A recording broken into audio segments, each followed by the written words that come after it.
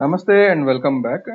In the last video, we have seen the public key cryptography algorithms and hashing. In this video, I will be presenting the applications of cryptography, such as Internet Protocol Security, that is IPsec, and the pretty good privacy, and another concept called secure socket layer. These three things I'm going to explain in this video, and also after explaining these three, I will explain what are the difficulties or what are the possible security attacks if you use cryptographic methods. So, as an ethical hacker, you must know not only the theoretical part of the cryptography, but how the these concepts can be used in the operating systems, such as how the cryptographic concepts are realized as a service or application in operating systems, and how to configure them also equally important to know. So the reason I will explain how to configure this IPv6 policies and all in the Windows 7 operating system. Uh, More or less the same kind of settings will be available in the Windows 10 also. So first I will start with the IPsec, then I will explain how to configure the IPsec in the Windows 7 operating system. Then I will go for general explanation of the pretty good privacy, then secure socket layer. Then finally I will conclude this video with the difficulties or possible attacks if you use cryptography methods. Then with this cryptography review concepts will be completed. So let us start. IPsec is the Internet Protocol Security. Actually, it is set of this is actually a set of protocols, especially for designed especially for protecting of the confidentiality and integrity of the data that usually transit between the two computers or which will transit over the computer networks. So basically, this is designed to suit many of the operating systems, computers, and user applications. So this IPsec, in this IPsec, we no need to configure the things from scratch. So this IPsec can be placed on top of any application, or can be modified, or can be used with small modifications with the on the existing systems. So that is the reason IPsec is widely adopted. So at the same time, this IPsec is also used for implementing the virtual private networks. Okay, uh, and IPsec does not require major changes to make in the user system. Basically, uh, the main how this particular IPsec has become very famous is by providing two things in the uh, packets, that is authentication header and encapsulating the security payloads. In the authentication header, it provides the authentication services and provides a way to authenticate the sender data. Where in case of encapsulating the security payload, basically this ESP, which is encapsulating security payload, provides a means to authenticate information as well as encrypt the data. So the ultimate aim of this IPsec is to provide the confidentiality and integrity of the data. In order to have this IPsec, for example, if two computers want to communicate each other, so this IPsec is there. This IPsec should be configured on both computers. Then only this IPsec confidentiality integrity can be maintained for the data that is transmitting between two computers. So this can be set in the operating systems with some little effort. See, because nothing to install in special in this, because many of the IPsec policies and rules will come in inbuilt. Only thing is we need to create a rule for a particular service for enabling the confidentiality integrity, and we need to enable them. on both computers, so that the communication that happens between both computers will be secure. That is, they ensure the confidentiality and integrity. Now, what we'll do is we'll see how this IPsec can be set for a file transfer protocol in Windows 7 operating system. So for this, as I told you in the previous videos, in the early beginning videos, in the virtual lab setup, I'm going to set this on Windows 7 that is installed in the virtual machine. So, to set the IPsec security policy, go to the my computer and go to the control panel. In this control panel, all programs in which we need to select the administrative tools. So because I am working from the virtual machine and it is in Windows 7, just to search where the administrative tools are there, so that directly you can go to the administrative tools. So administrative tools, in this majorly the tools, that means the settings for the administrations will be available, in which you need to select the local security policy.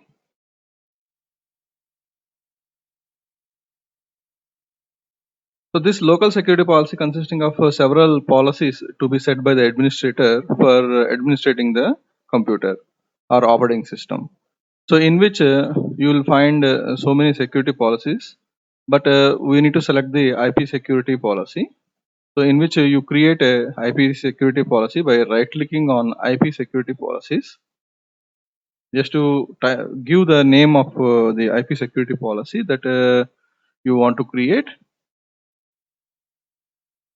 Like for example, you type some FTP. For example, I'm writing for the file transfer protocol security.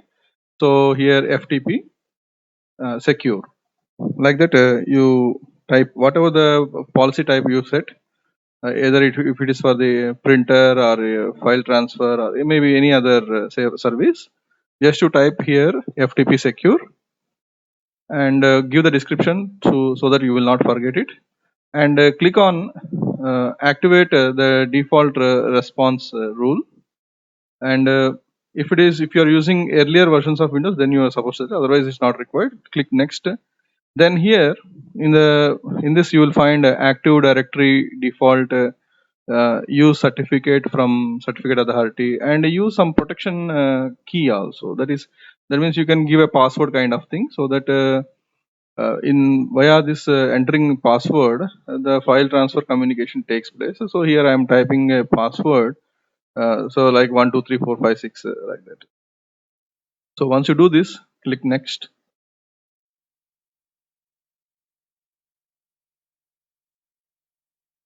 So please remember that edit priorities must be clicked on.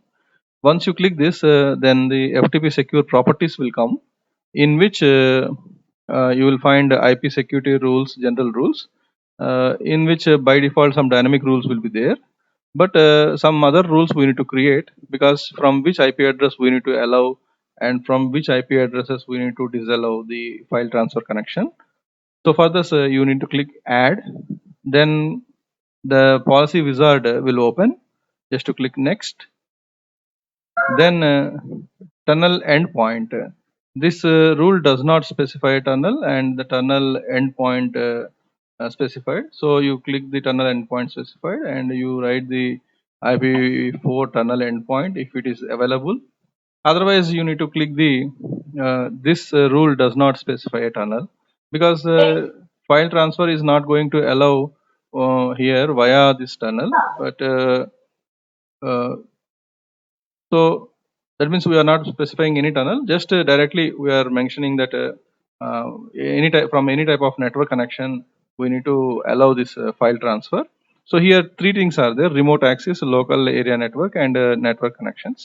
So you are going to select the all network connections, in which you can specify the IP internet protocol from which you need to filter the connection.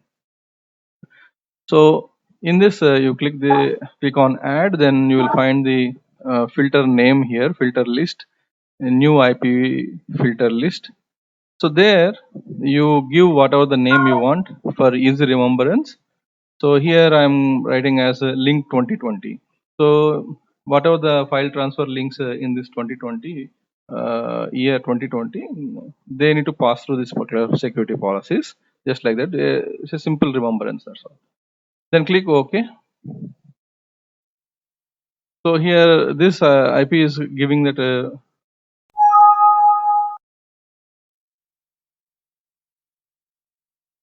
Just we'll try again. IP filter list.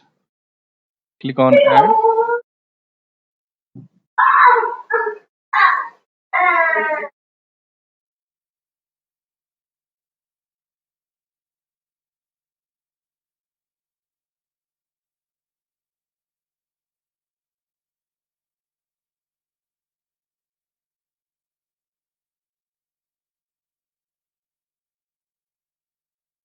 So here IP filter wizard.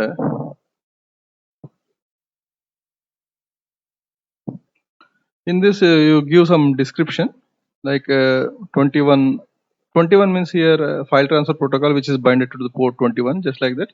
I have written port 21 IPsec filter, and just to click next. So here you are supposed to give the filter source address. So from which source address you want to allow the connection. So from any IP address, I am selecting any IP address, and destination also to any IP address. So many other things are available. Depend upon the situation, you can choose whatever the thing you require. Then next, select the protocol type. Obviously, file transfer protocol is based on the TCP, and some other protocols are also available there, TCP and UDP. So anyhow, file transfer will run on TCP. So you select TCP, then go to next.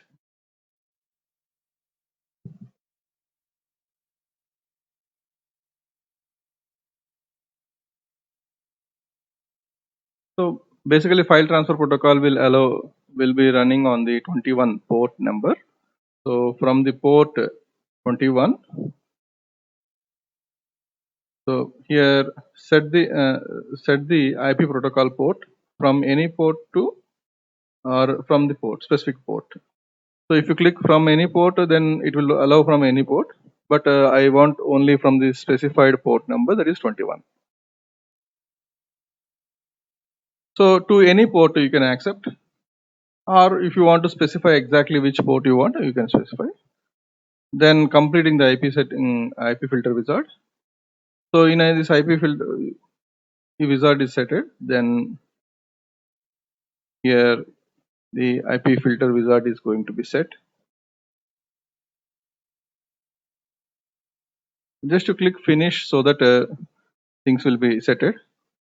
So here you will find the configuration from any address to any address, port number 21, and IPsec filter is going to added. And here you look at here, source port, protocol, destination port. Now what you're supposed to do is you need to select the link to the 2020 for setting up some other security rule wizard. That is a radio button.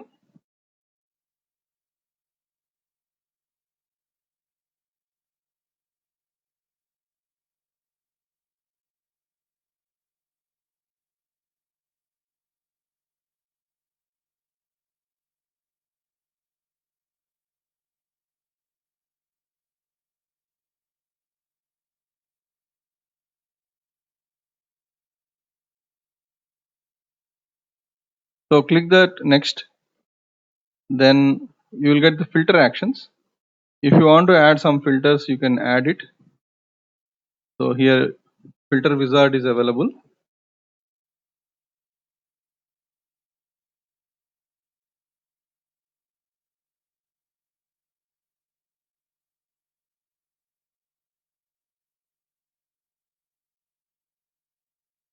So you can mention, you can provide whatever the filter you want. Otherwise, so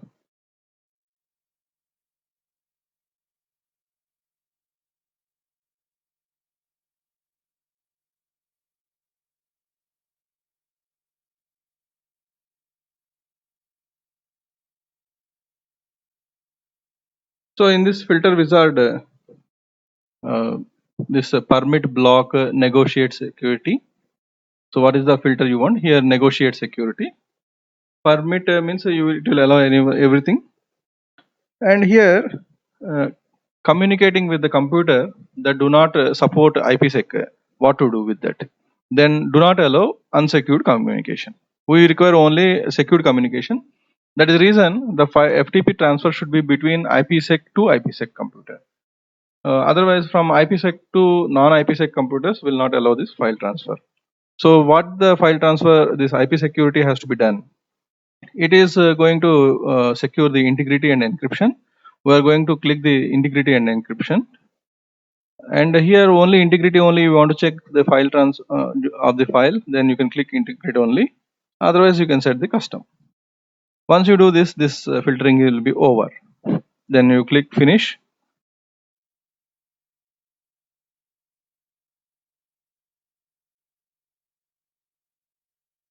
Then you will be heading secure 21 filter. Then click next. So here, while getting the file, whether you want to have this authentication method either via Active Directory or you want to use any certification authority, or via the password, do you want to allow it? Okay, that we can check it. And since we have entered the 12345 as the password, we can enter the same, and we can click it. So this FTP secure properties will be opened, will be enabled, and you got the FTP secure over here.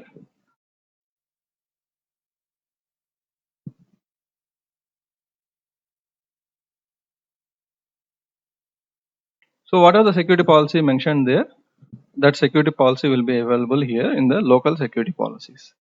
So this local security policies has to work with the firewall also, because sometimes firewall will also stop it. So the reason we need to assign this FTP secure. So right click and assign. So the file FTP secure will be assigned. Then next one is we must implement this security policy.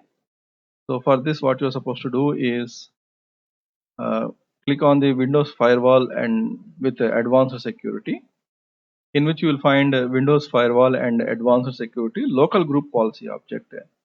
Just double click on that. So you will get the wizard to set the firewalls. So in this firewalls, always three things will be there: inbound rules, outbound rules, and connection security rules.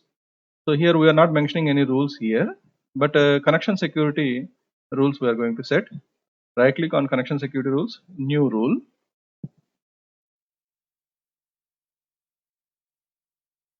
So in this new rule, we are going to give. So in the new connection security rules, there exist several conditions, connections rules, sorry, such as isolation, authentication expectations, server to server, tunnel, custom, etc. In which we need to have the connection rules between FTP server to the FTP. So that is the reason we need to have server to server authentication.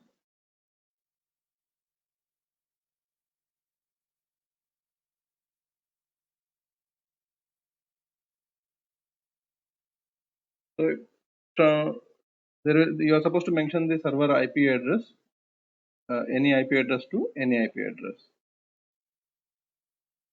So okay, actually we have not selected the server to server. That will go back and select the server to server authentication, because here there exists what type of that is, when do you want authentication to occur, whether going for inbound connections or outbound connections, or require authentication for specific connections, or require authentication for inbound and outbound connections, like that.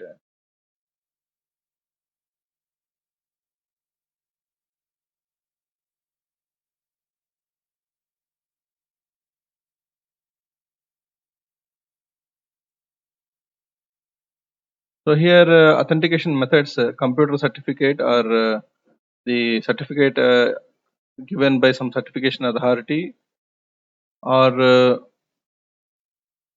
do you want any other certification or kind of authentication mechanism. As we have seen in the previous settings, we have provided 123456 as the password. Like that, we will mention here which password to be entered so that this authentication takes place.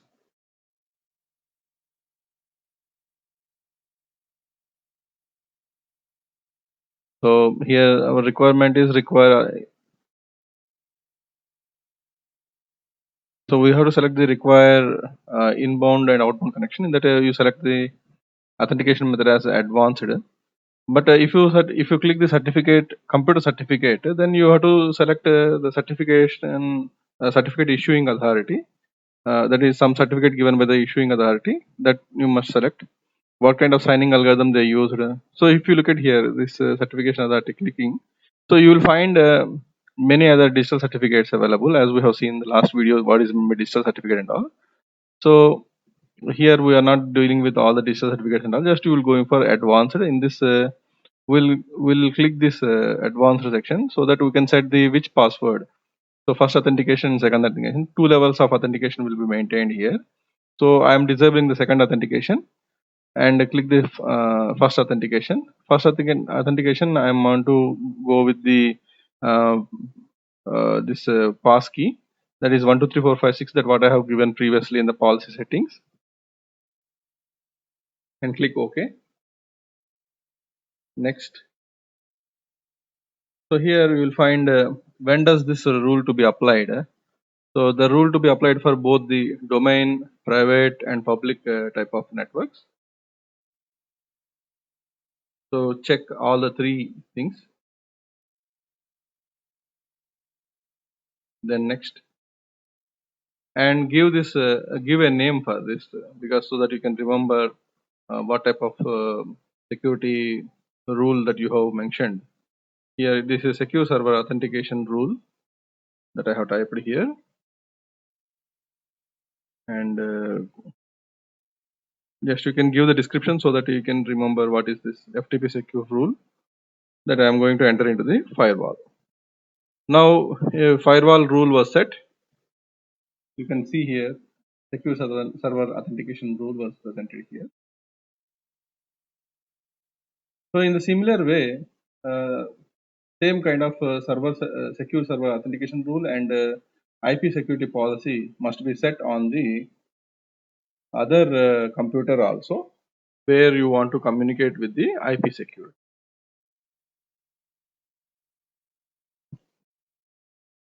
Next, we'll move on to the pretty good privacy.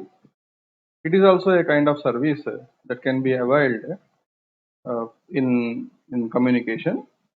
It basically uses the public key encryption, and the pretty good privacy is just like a generic thing that you can use it for protecting the privacy of emails. Majorly, this PGP first used in uh, maintaining the privacy of emails.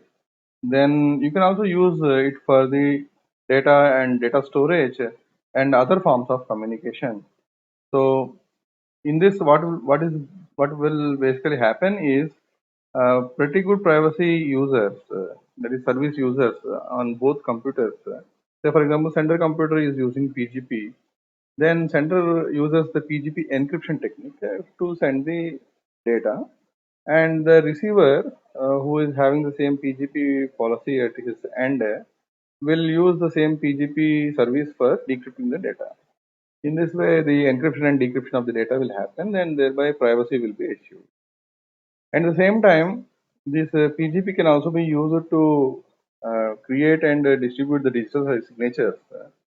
And PGP is a best service for many of the laptop computers, who are the security people who don't want to disclose their data out from their laptops and all. They can use this PGP for the disk encryption also. So that means that all the files will be encrypted using the public key unless until you don't enter your secret key, that file cannot be opened. So like that, the entire disk can be encrypted using this pretty good privacy services. So this is one kind of application that usually people will use for securing their data. Not only securing data, for maintaining the privacy of emails and other forms of communication. So first, previously we have seen the IP security, that is IPsec. Now we have seen the PGP. Next, we will see the another most important service, which is popularly used in many of the web-based requests, which is called secure socket layer. So we might have listened this secure socket layer in the web applications and also web-based protocols like HTTP. If you attach HTTP with the secure socket layer, then it will become the HTTPS, which is called HTTP secure. So basically, this SSL was developed by the Netscape in mid 1990s. Netscape is a organization who is put in developing these web browsers and all. At the time, Netscape Navigator, this kind of browsers are there. So this Netscape browser Navigator is a browser from the Netscape only.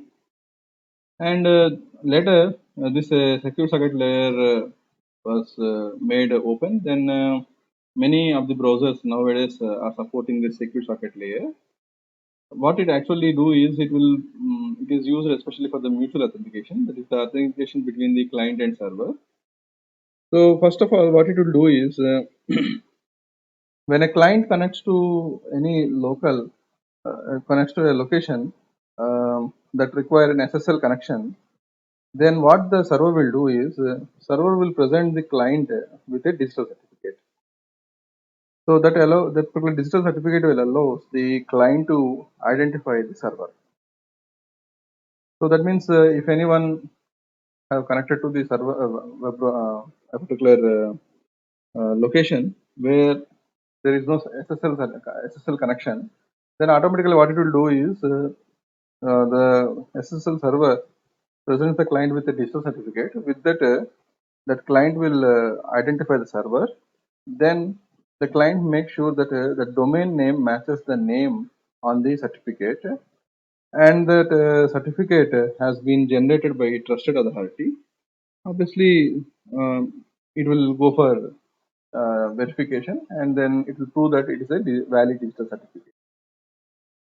So this is the way how the secure socket layer will work. While doing so, that is when the communication, when the handshake between the client who don't know whether the uh, visited site is a secure site or not, then automatically a digital certificate will be generated, and with the digital certificate, the client can verify whether the website he typed is with the digital certificate or not.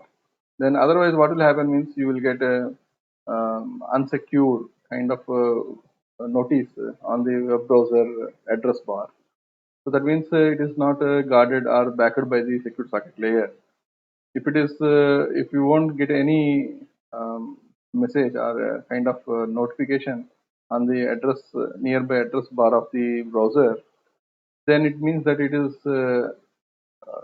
is secured. That means you are visiting a HTTPS site and you didn't get any notice, that unsecured kind of notice, then it is said to be a secured site. So once the handshake is completed, the client will automatically encrypt all the information that is sent to the server before it leaves the computer. So encrypted information will be unreachable, and no one can trace it. So once the information arrives at the secure server, it is decrypted using the secret key, because it will generate the digital certificate. Obviously, it will be having the uh, public and private key pairs. So obviously, it can decrypt using the secret key. So in this way, the communication takes place in the secure socket layer. So in this, so far I have discussed about the IPsec and how to set the IPsec in the Windows 7.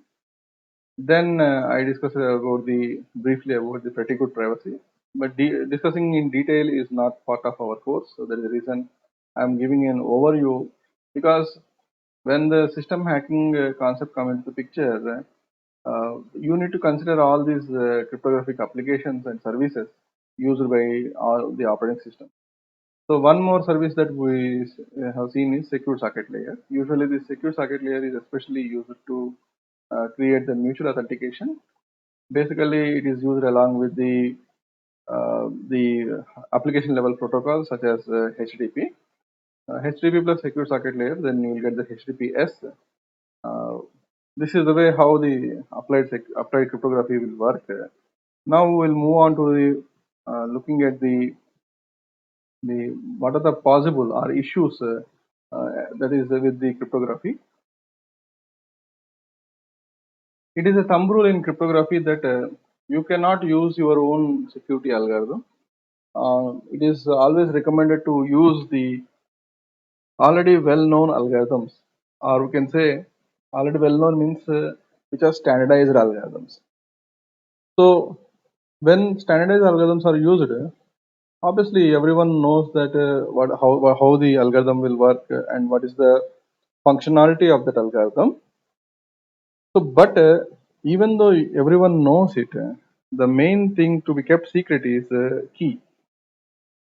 So, if the key is known to anyone, then it is very easy for the for any person who knows the key to decrypt the thing. And in this, key size is a big matter for the maintaining of the security. If the key size is very low, small key size, then it means that it is a lower security. Key size should be sufficiently large. Then only you can assure good security. For example, if you consider any key of 40-bit length, then if you have a normal computer with some good processing capability, then you can crack that particular key in mostly in 1 week to 10 days. But if you might have done, if you might have used a GPU or some high computing resources, then within 1 hour also you can come to it. So that means as the key size increases, security also increases. So that reason in the public key cryptography like RSA, usually to have greater security, people used to use 2048 encryption, 2048 bit key length or 512-bit key length. So these are the lengthy key lengths they used to use, especially to increase the security strength. So next one is cipher text only attacks. This is the most commonly performed attacks. The cipher text only attack, known plain text attack, Susan plain text attack, Susan cipher text attacks, and man in middle attack. So we'll see one by one what is this attack. So cipher text attacks. These are the actually uh, attacker usually used to have some samples of cipher text, but but what he do is uh, he keep on trying his some known keys on the cipher text so that he wants to retrieve the plain text. So the goal is to find the corresponding plain text in order to determine how this particular cipher to plain text mechanism will work. That means he will apply all well-known keys or any keys he learned via sniffing or something to crack this particular or to convert this particular cipher text to the plain text. And ultimately, he will identify by making some several trial and error methods or by repeatedly testing it. Then he will come to know that what could be the plain text. So this ciphertext only attacks tend to be the least successful based techniques based on the fact that the attacker has a very limited knowledge. So obviously, if he has a very limited set of keys and if those keys are not matched, then obviously this is not a useful attack for them. But if you use keys repeatedly, same keys repeatedly for a long time, obviously in one or another day, the attacker may crack your ciphertext. The reason is he is continuously learning out of the communication channel. Then he can figure out what could be the key that can be used. If you won't change the key for a long time, obviously this attack is a big success. Will become a big success. So that reason key management policies must be correctly adopted, such as key generation, key distribution, rekeying, key refreshment. These kind of things should be properly implemented so that attacker or sniffer or the eavesdropper who are sitting on the communication channel cannot identify or cannot figure out what type of key or what is the key that you are using to encrypt the text. Next one is known plain text attacks.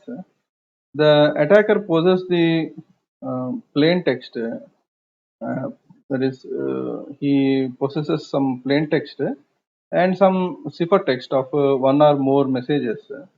Then what the attacker will do is, then he uses this acquired information to determine the what kind of key they have used for this. Because whenever you have some sample plain text and some cipher text of some other messages, then you can see whether which character is repeatedly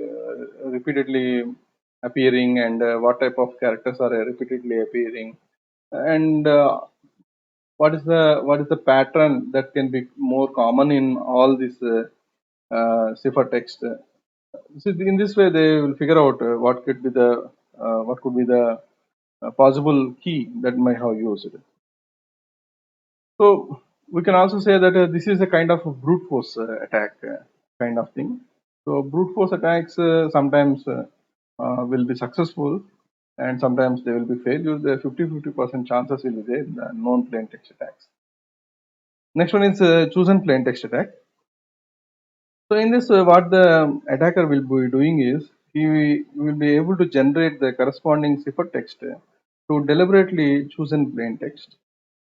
Essentially, the attacker can feed information into the encryption system and observe the output.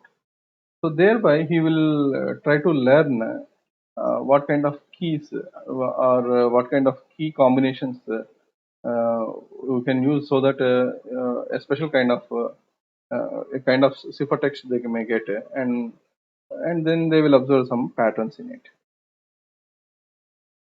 Next one is chosen cipher text attacks. So like this, like how chosen plain text attack will be performed, he will also able to decrypt deliberately chosen some cipher text into corresponding plain text. Especially, the attacker can feed some information into the decryption system and observe the output, just like how he will do in the plain text attacks, chosen plain text attacks. In the reverse way, he will do at the cipher text attacks. The attacker may not know the algorithm or secret key in use, but he will try to learn it out of it. But one thing I'm telling you, all these attacks are somewhat requires high patience because the first two attacks success rate is very less. The where in case of chosen plain text attacks and chosen cipher text attacks, okay, success rate means here it is also not 100% successful, but only they can do some observations. And one more powerful attack is there, which is called man in the middle attack. So, which is usually carried out when the attacker gets between two users. So, the ultimate aim of this man in middle means between the sender and receiver is he will intercept into the communication channel and will try to observe what type of what is the pattern or data is going on the communication channel. So thereby the goal of intercepting the and modifying the packets is the goal of this man in middle attack. Sometimes this is also to be eavesdropping. Eavesdropping means he will set out of the communication channel and will try to observe what is going on the thing. Man in middle means he will intercept into the communication channel and he will get the packets and he will try to decrypt, analyze it and will come to know what type of pattern is going on in the data packets, etc. So this is the way how the man in middle attack will work. So like this, we have so many. These are the most commonly occurring issues with the cryptography. But there exist so many other things depending upon the type of algorithm that people use. But by and large, these are the most possible security attacks that can be performed on the cryptography algorithms. So Finally, to conclude this video, from past two videos and including this video also, we have seen the cryptography concepts. And in this cryptography concepts, we have seen the symmetric key cryptography, asymmetric key cryptography, hashing, digital signatures, applied cryptography. In that applied cryptography, IP security, and the pretty good privacy and secure socket layer. And also we have seen the issues with the cryptography. So I have given the overview of all the concepts. So for the ethical hacking certification examinations or any other competitive examination on the ethical hacking, you must know the purpose of the cryptography, and you must understand the symmetric versus asymmetric cryptography, and what are the advantages and limitations of symmetric key cryptography and asymmetric key cryptography. And at the same time, you should also have the knowledge of the application areas of this cryptography algorithms, such as IPsec, pretty good privacy, and secure socket layer. And you should know how to configure this IPsec and other services. So for as to this end, I have shown you how to configure IP security on the Windows 7 operating system. So like this, some little expertise is required to set these policies and rules, because once a system has been hacked, and if you get the control of the computer, then you can go through the security policies that are set in the computer, and you can read out those security policies, or you can delete them, or you can modify them, so that from remotely also the attacker can able to get the communication, or what are the communication happening on the computer via those security policies. Either you can create your own policy, or already existing policies can be modified, so that once a computer system has been hacked, the attacker can be coming to know what type of communication happening by sitting at the remote site. So for this, you must know the basics of the cryptography. At the same time, what are the applications of the cryptography, configuration settings, service settings, and rule settings, etc. So in the next video, we'll meet with some other topic.